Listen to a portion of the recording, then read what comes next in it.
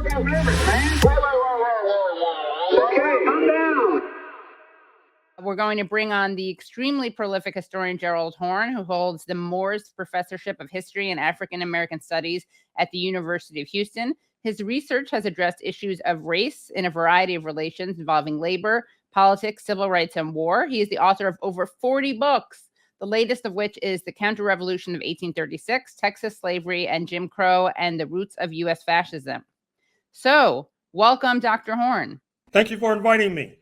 Of course. So excited to have you back on the show. Always learn so much from talking to you. We're going to be talking about this very scary indictment of 4 U.S. citizens who are accused of being illegal agents of the Russian government. But before we get to that, I want to talk to you about what is happening in Sudan. As people probably know, 459 civilians at least have died since fighting broke out on April 15th. But what is happening there? Why is it happening there? And what is the role of the West in this conflict? Well, as you may know, in the 1980s, in a previous career as a left-wing lawyer, I was brought by the Union of Arab Jurists to engage in shuttle diplomacy with regard to the then percolating civil war between Sudan and what became South Sudan about a decade ago when it successfully declared independence. But in order to understand what's happening in Sudan, you have to go back to independence in the mid-1950s when Sudan had an exceedingly strong communist party, perhaps the second strongest on the continent behind South Africa. That was inimical to U.S. Cold War interests, which then began to destabilize the country. And like a seesaw, that led to the rise of military forces ruling in Khartoum, not to mention religious zealots, the latter of whom included the notorious Osama bin Laden, who was housed there in the 1990s, according to the US CIA at least, and Mr. Clinton then fighting sex scandals, lobbed cruise missiles at Khartoum, supposedly to destroy Mr. bin Laden and his forces, but actually destroying manufacturing facilities. But in terms of the present crisis, it stems from an internecine conflict within the military. That is to say, as many of your audience may know, the Sudanese military versus a wing of the Sudanese military would be as if the Pentagon was fighting the Navy SEALs and the Green Berets.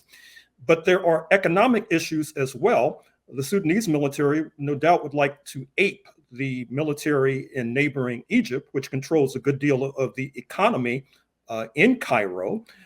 The so-called rapid support forces, which are fighting the Sudanese military, are backed by the Gulf Arabs, United Arab Emirates.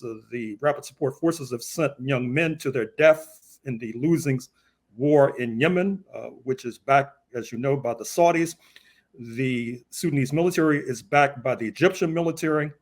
The United States is very upset because the Wagner Group of Russia has established close ties to Sudan's neighbor. Speaking of the Central African Republic, the Russians, we are told, are establishing a military base in Port Sudan on the Red Sea, due south of that major choke point that is the Suez Canal. And we know that the United States supposedly is withdrawing a number of its diplomats and US nationals from its base in Djibouti due east, but there is concern that that might lead to a disguised intervention of sorts by Uncle Sam. What do you think is concerning the United States in this conflict? Well, they're concerned about Russia. They're also concerned that France cannot keep a lid on its neo-colonial empire. That's been the de facto arrangement between Paris and Washington, going back to the Suez debacle of 1956, when you'll recall that Britain, France, and Israel attacked Egypt for control of the Suez Canal. After that fiasco, London decided to tie its apron strings closer to Uncle Sam. France went in a different direction. Washington said, fine, but you ought to be able to keep a lid on this neo-colonial empire. That is not happening. You know that the French have been ousted from Mali. They're in bad odor in Burkina Faso. That is having knock-on effects with regard to the European Union. In neighboring Chad, due west of Sudan, you see that relations have broken down between Berlin and N'Djamena. So Washington is probably concerned that it needs to elbow France aside since it can no longer play its neo-colonial role. that is not necessarily winning friends and influencing people in France. Recall that Mr. Macron just a few days ago raised questions about whether France and the European Union would be on board with this new Cold War against China. So this is a very complicated situation in Sudan that has repercussions both continentally in Africa and globally. Vice President Kamala Harris recently went to Africa, and she was asked a lot by the media about what the United States was going to do to stop China from interfering in Africa. What are your thoughts on this framing? Well, what's curious about Vice President Harris's trip to the continent is that every airport she landed in, Accra, Ghana, Lusaka, Zambia, Dar es Salaam, Tanzania, the airports were either partially or wholly funded and or designed by Chinese interests.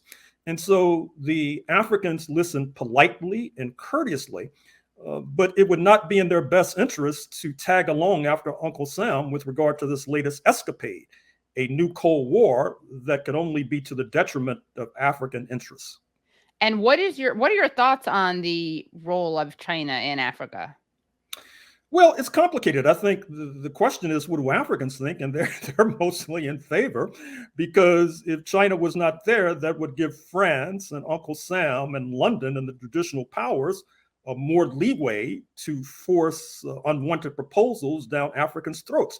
The Africans want a countervailing force, and China plays that role, not to mention helping to build infrastructure, be it a railway from Nairobi, Kenya, the capital, to the Indian Ocean coast city of Mombasa, or a railway from Addis Ababa, Ethiopia, the second most populous nation on the African continent, due east to Djibouti, which is now the major port for Addis Ababa, for Ethiopia, since the country is virtually landlocked. And not to mention the African Union headquarters itself in Addis Ababa, Ethiopia. So generally speaking, the Africans say thumbs up with regard to China, because the alternative would be the European powers and North Atlantic nations generally running roughshod over their sovereign interests. What do you think of this? It seems like there is perhaps consideration of a more multipolar world. I heard during the interview referred to this. You mentioned Macron sounding somewhat interested in this. What are your predictions? Well, I think it's already in motion.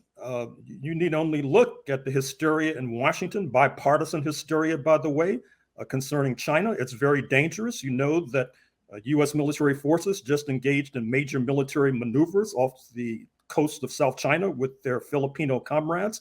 Imagine if China had been engaged in maneuvers off the coast of Los Angeles or San Francisco, let us say with the Cuban forces, for example. You would have people in Washington running around with their hair on fire. So multipolarizing and a multipolar world is, I think, already in motion. The only question is, to what extent will it go? Will it lead to de-dollarization? That is to say, the increasing lack of use of the dollar in international trade. You already see that with regard to China and Saudi Arabia, given President Xi's visit to that erstwhile U.S. ally just a few months ago. You see it in the trade between Russia and China in wake of the Ukrainian intervention by NATO, and then the special military operation of Russia. So multipolarizing is already with us. The only question is, to what depths will it go?